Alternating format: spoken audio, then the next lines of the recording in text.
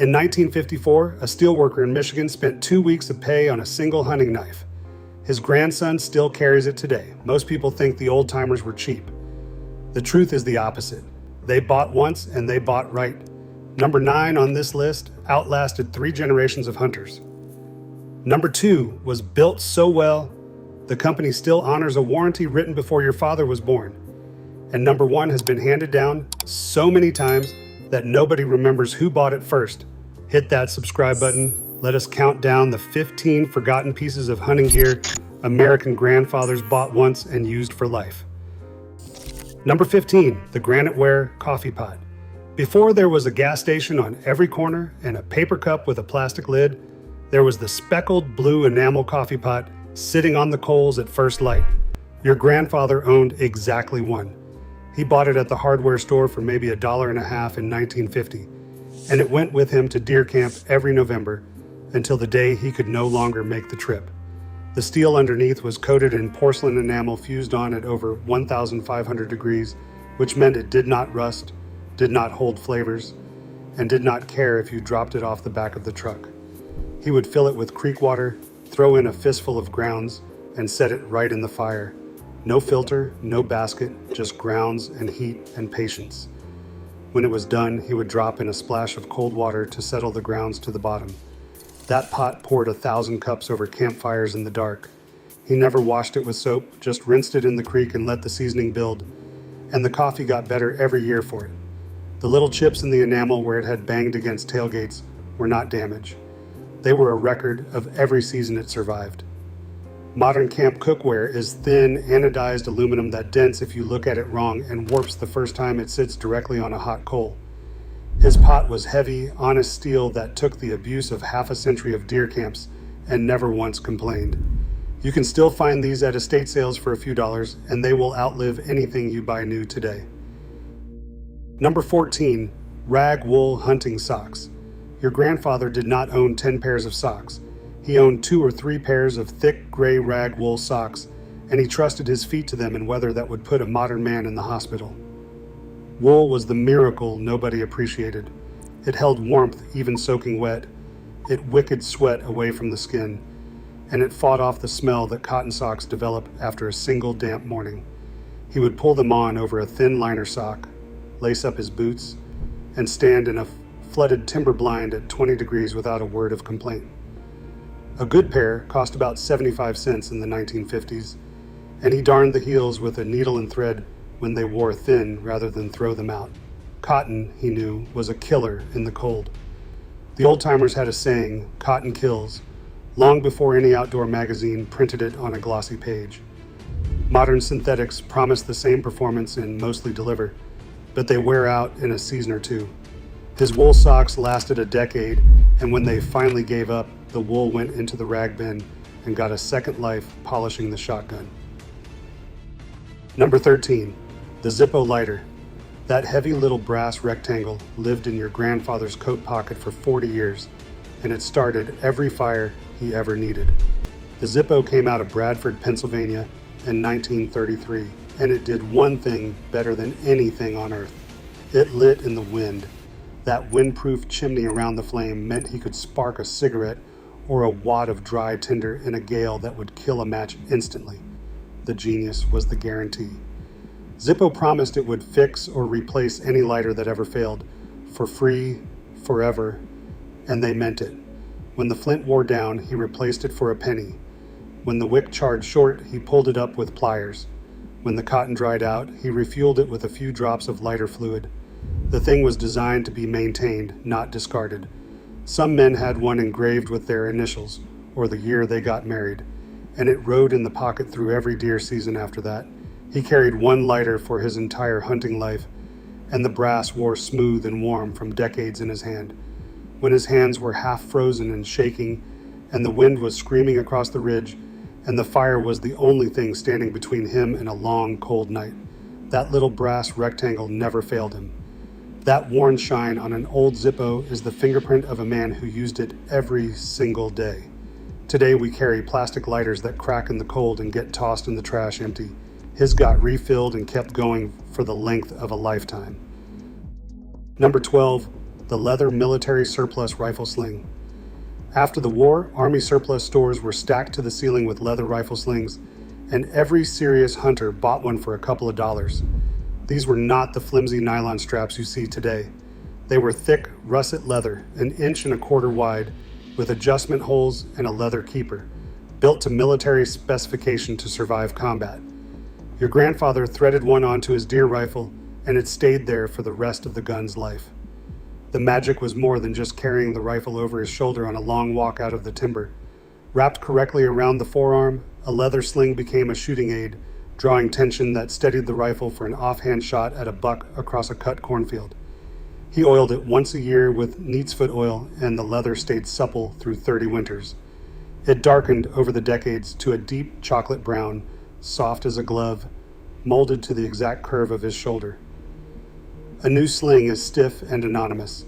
His told the whole story of where that rifle had been. Number 11. The canvas and leather game vest. Before hunting, clothing became a fashion industry, with camouflage patterns named like sports cars. Your grandfather wore a plain tan canvas bird vest with a leather-trimmed game pouch across the back.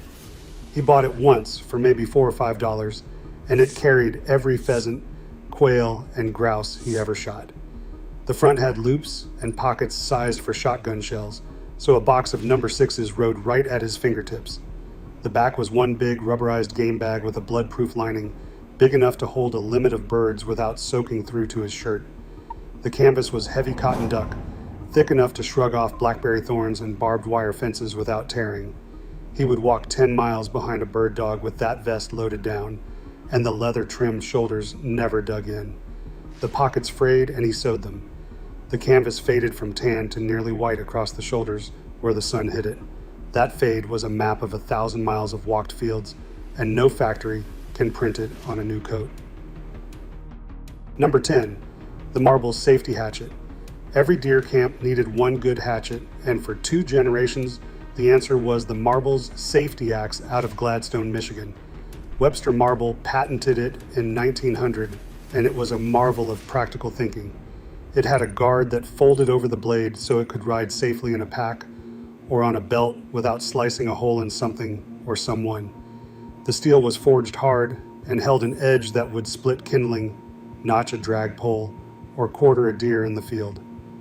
Your grandfather bought one for a couple of dollars, and it hung on the same nail in the camp shed for 50 years.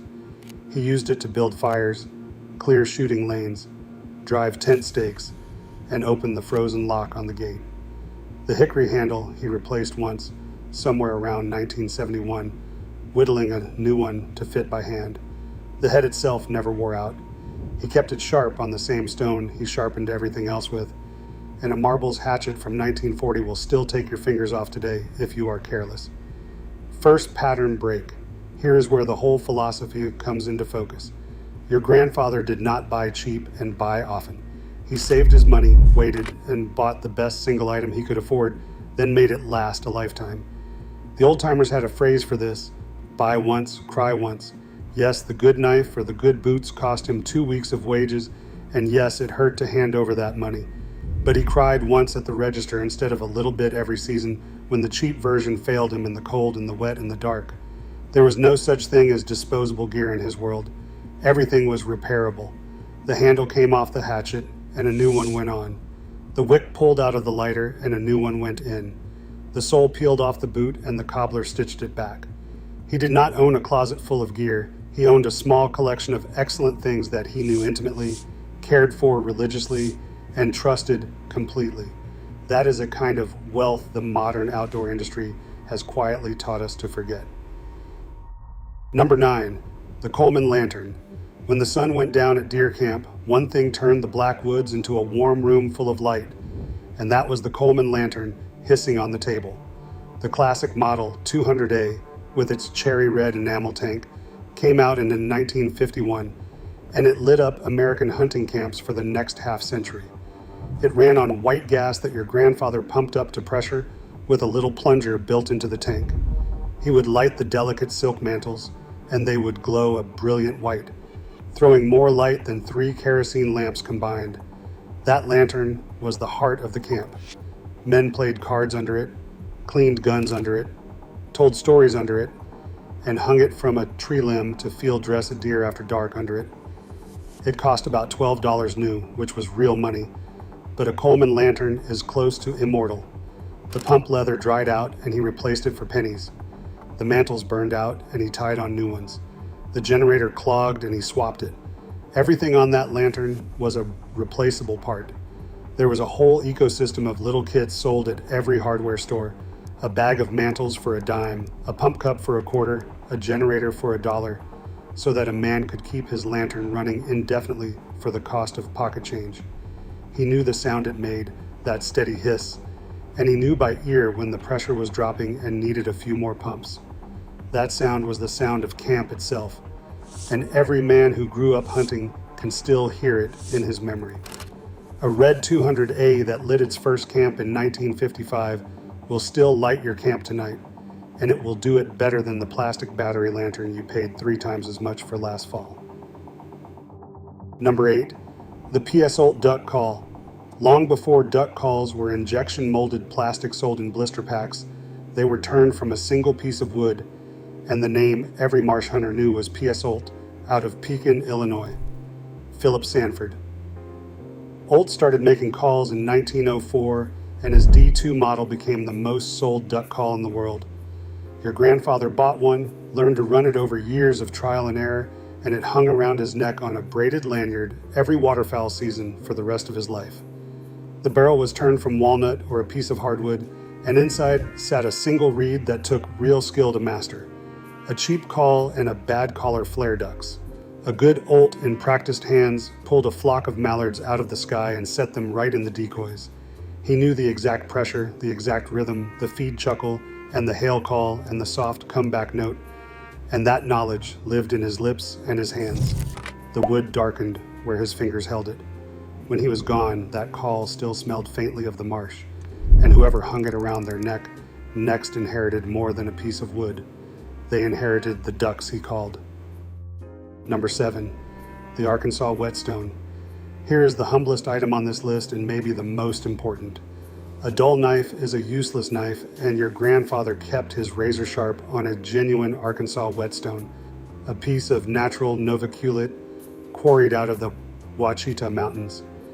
He bought one flat stone, maybe a soft Arkansas for setting the edge, and a hard black Arkansas for the final polish, and it sat in a cigar box or a little wooden case with a few drops of honing oil for 50 years.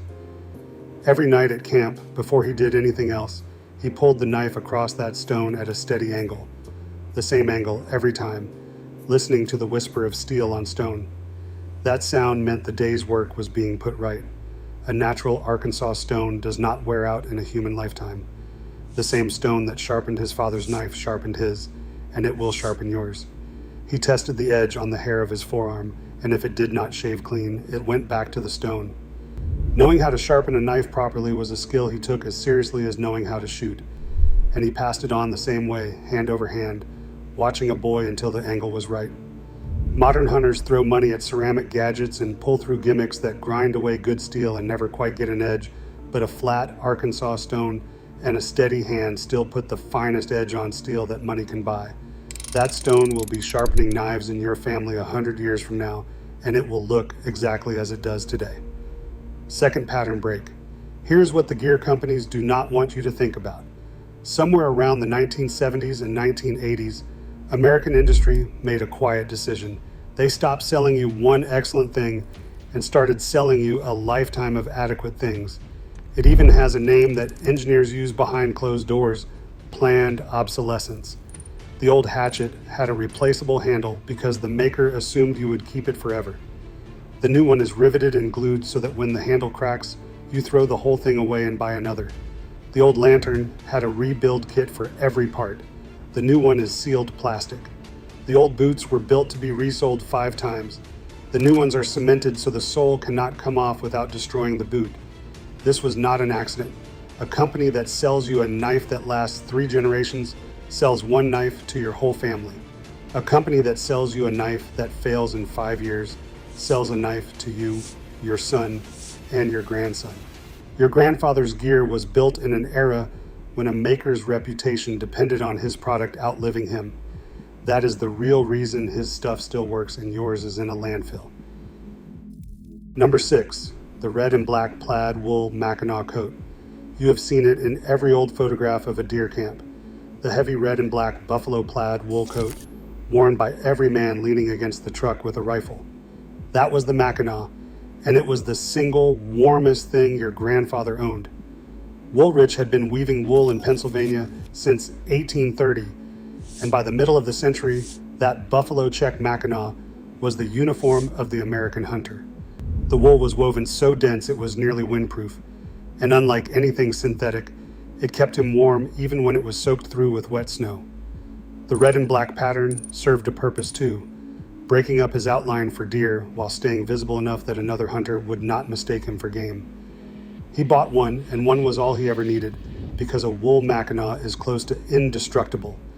It cost around $15, a serious sum, but it outlasted every jacket in the house. The elbows wore thin and got patched. The cuffs frayed and got turned. It smelled of wood smoke and gun oil and the cold itself. There is a reason the old photos all look the same. That coat was not a fashion choice.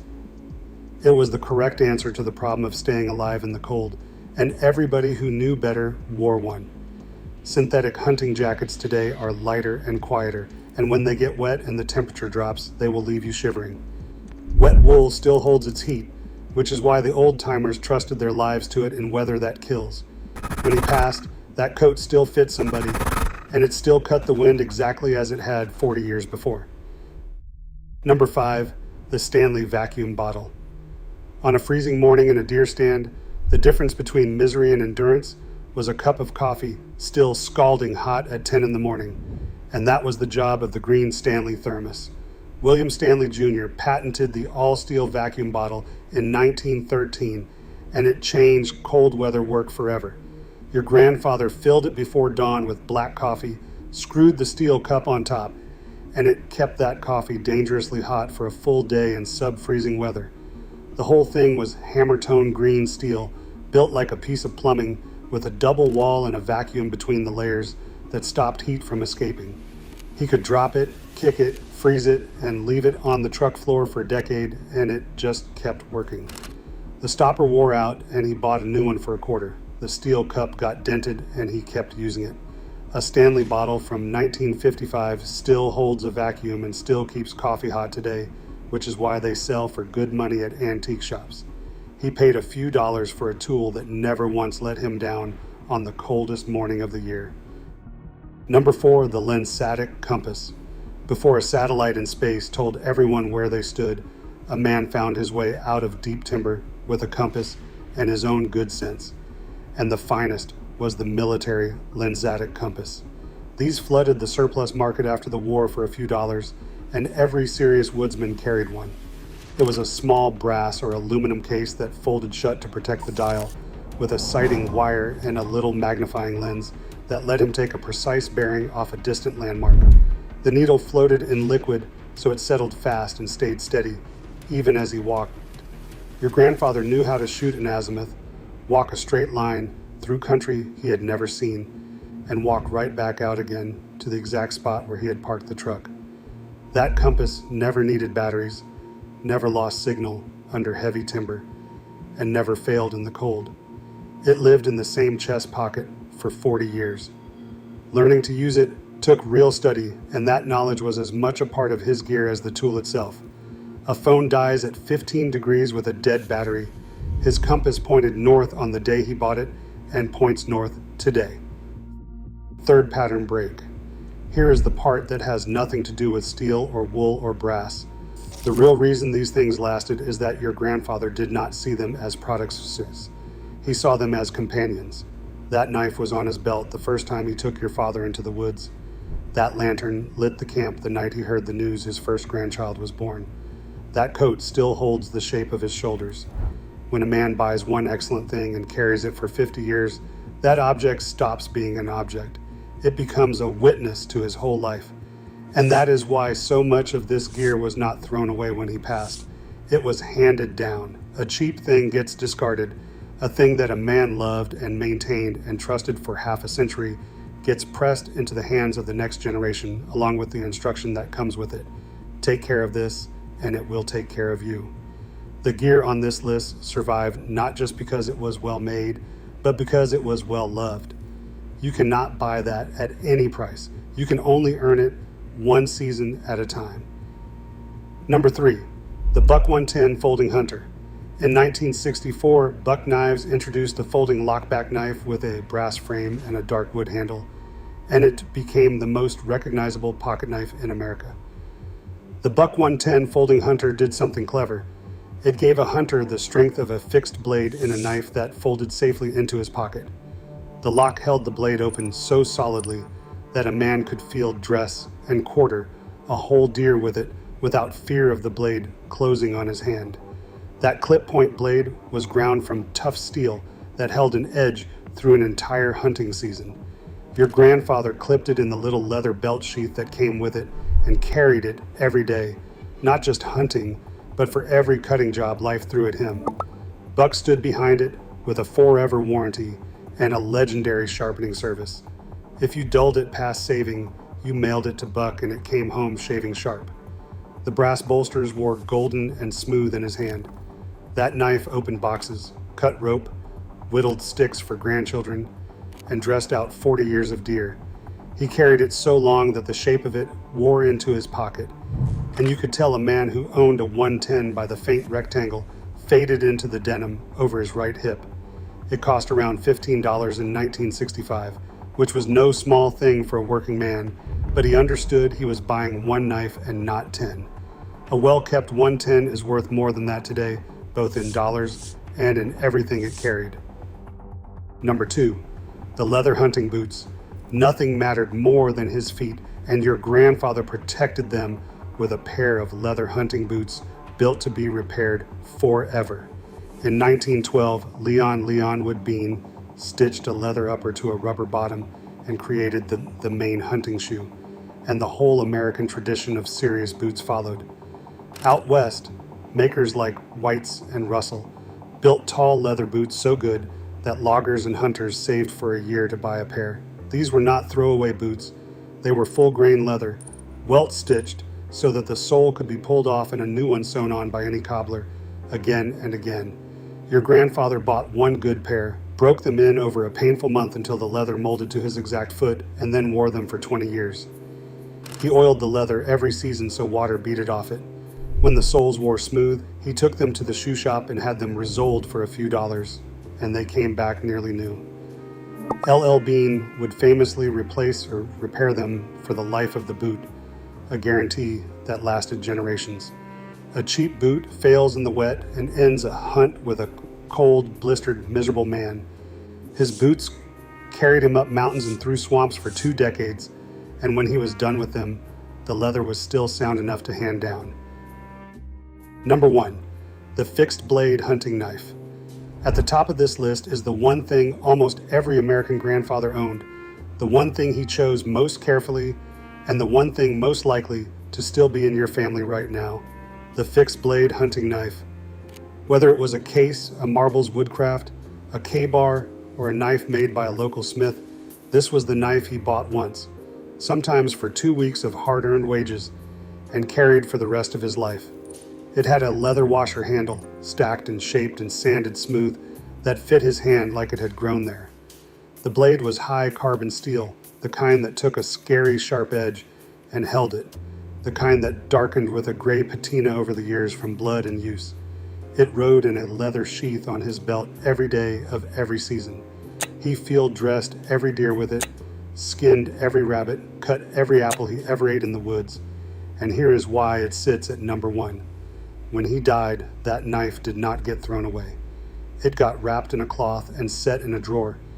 And then one day it got pressed into the hand of a son or a grandson, along with the story of the man who carried it. The high carbon steel that his sweat and use had darkened is the same steel it was the day he bought it, just sharper for the sharpening and richer for the years. That knife is not gear anymore. It is him. And somewhere in your family, right now, one of these is waiting in a drawer to be handed to you. Here is my challenge. Go find it. The knife, the compass, the old coffee pot, Whatever your grandfather bought once and used for life, pick it up, clean it, oil it, and take it into the woods this season the way he did. Then come back and tell me what it was, because a thing like that was never meant to sit in a drawer. Drop it in the comments. I want to know if the knives get more love than the boots, and I want to know whose grandfather still had the same Zippo after 40 years. Because these were never just gear. They were the proof that a man could buy one good thing, take care of it, and hand it down to you.